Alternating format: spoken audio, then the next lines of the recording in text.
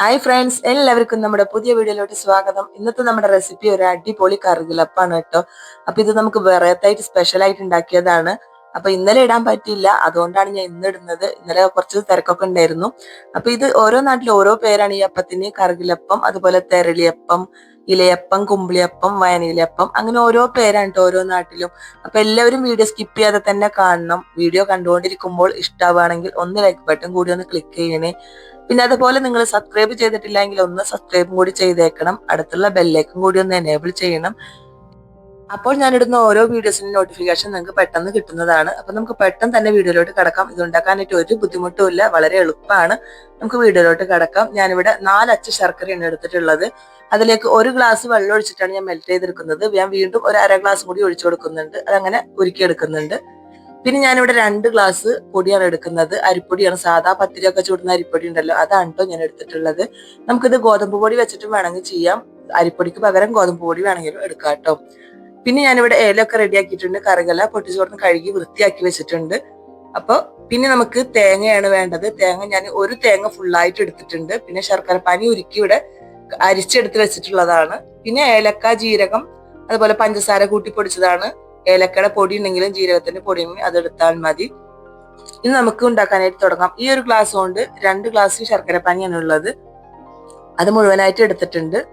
ഇനി നമുക്ക് ശർക്കര പാനി പൊടിയിലേക്ക് ഒഴിച്ചു കൊടുക്കാം. കുറേശ്ശെ ആയിട്ട് ഒഴിച്ചു കൊടുത്താൽ മതി. ഇനി അതിലേക്ക് നമ്മൾ എടുത്തു വെച്ചിട്ടുള്ള തേങ്ങ ഇട്ട് കൊടുക്കണം.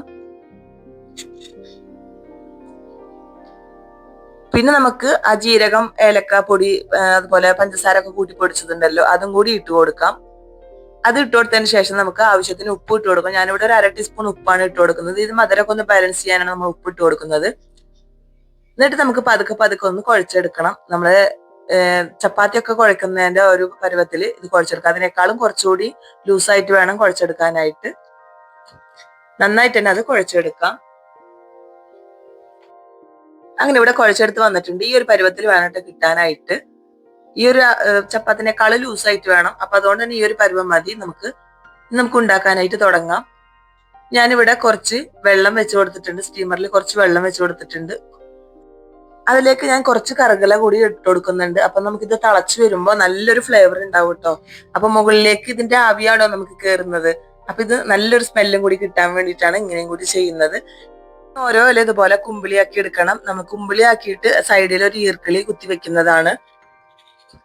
ചെറിയൊരു ഈർക്കിളി കഷ്ണം കുത്തി വെച്ചാൽ മതി. അങ്ങനെയാണ് ഇത് ഓരോ ഇലയും കുമ്പിളിയാക്കി എടുക്കുന്നത്. നമുക്കിവിടെ ചെറിയ ഇല ഉണ്ടോ കിട്ടിയിട്ടുള്ളത്, വലിയ ഇല ഉണ്ടായിരുന്നില്ല. ആ പിള്ളേർക്ക് വലുത് നോക്കി എടുത്തിട്ടുള്ളതാണ്. അങ്ങനെ എല്ലാ ഇലകളും അങ്ങനെ കുമ്പിളിയാക്കി ഇവിടെ വെക്കുന്നുണ്ട്.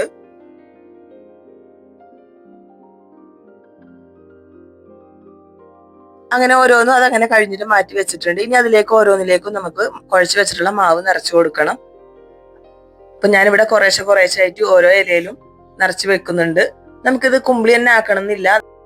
ഇപ്പൊ സാധാരണ നമ്മൾ അടൊക്കെ ചൂടുന്ന പോലെ അതിലേക്ക് കുറച്ച് വെച്ചിട്ട് ഒന്ന് മടക്കി വെച്ചിട്ട് ഈർക്കിളി കുത്തി വെച്ചാലും മതി. അങ്ങനെ ഈ അപ്പം ചെയ്തെടുക്കാവുന്നതാണ്. ഇതിപ്പോ ഞാനിവിടെ കുമ്പിളിയാക്കിയിട്ടാണ് ഓരോന്നിനും നിറച്ചു കൊടുക്കുന്നത്. എല്ലാം അങ്ങനെ തന്നെ ചെയ്തു കൊടുക്കുന്നുണ്ട്. കുറേശ്ശെ മാവ് എല്ലാ കുമ്പിളിയിലും നിറച്ചു കൊടുക്കുന്നുണ്ട്.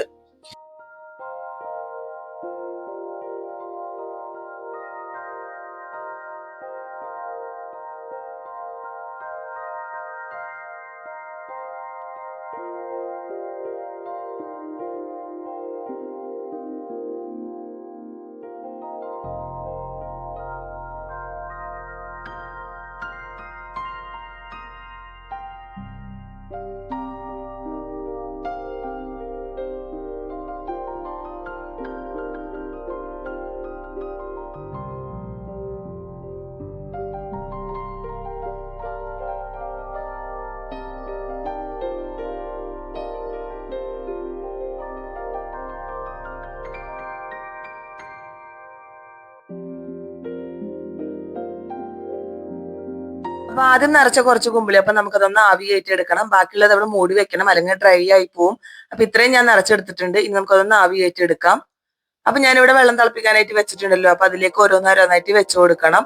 നമുക്കത് ഒരു 20 മിനിറ്റ് ആവി കയറ്റി എടുക്കണം കേട്ടോ. നമ്മളിത് വാട്ടാതെ ചെയ്തിട്ടുള്ളതാണ്. വാട്ടിയിട്ടുള്ള പൊടിയാണെന്നുണ്ടെങ്കിൽ, വാട്ടിയിട്ടാണ് നമ്മളിത് കുഴക്കണം എന്നുണ്ടെങ്കിൽ നമുക്ക് ഇത്രയും സമയം വെക്കേണ്ട, ഒരു 10 മിനിറ്റ് വെച്ച് കൊടുത്താൽ മതി. അപ്പൊ പകുതി വേവ് അങ്ങനെ തന്നെ ആയിട്ടുണ്ടല്ലോ. ഇത് നമ്മൾ പൊടിയൊന്നും വാട്ടിയിട്ടില്ല, പച്ച പൊടിയാണ് നമ്മൾ കുഴച്ചെടുത്തിട്ടുള്ളത്. അപ്പൊ അതുകൊണ്ട് തന്നെ നമുക്കൊരു 20 മിനിറ്റ് എന്തായാലും വെക്കണം.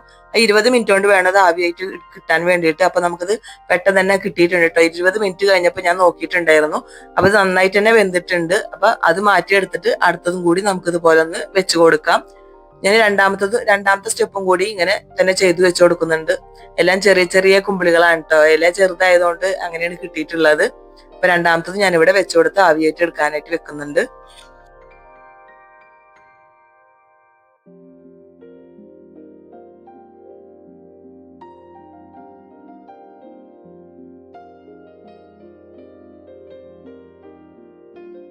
അങ്ങനെ രണ്ടാമത്തെ തവണയും ഇതുപോലെ തന്നെ വെച്ചു കൊടുക്കുന്നുണ്ട്. നമുക്കതൊന്ന് ആവി കയറ്റി എടുക്കാം. 20 മിനിറ്റ് കഴിഞ്ഞ് നമുക്ക് തുറന്നു നോക്കാം.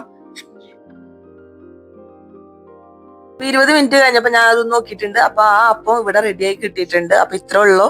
നമുക്ക് പെട്ടെന്ന് തന്നെ ഉണ്ടാക്കാവുന്നതാണ് ഈ ഒരു വയനയിലപ്പം. അപ്പൊ എല്ലാ അപ്പവും ഇവിടെ റെഡി ആക്കിയിട്ട് ഞാൻ പ്ലേറ്റിൽ ഇവിടെ എടുത്ത് വെച്ചിട്ടുണ്ട്. അപ്പൊ എല്ലാവർക്കും വീഡിയോ ഇഷ്ടപ്പെട്ടു എന്ന് വിചാരിക്കുന്നു. അപ്പൊ ഇത് ഉണ്ടാക്കാനായിട്ട് ഒരു ബുദ്ധിമുട്ടും ഇല്ല, വളരെ എളുപ്പമാണ്. നമ്മൾ അടൊക്കെ ചുടുന്ന അതേപോലെ തന്നെയാണ് ഇത് ഉണ്ടാക്കുന്നത്. ഇത് ഇല ഒന്ന് കുമ്പിളിയാക്കി എടുക്കണം എന്നുള്ളൂ.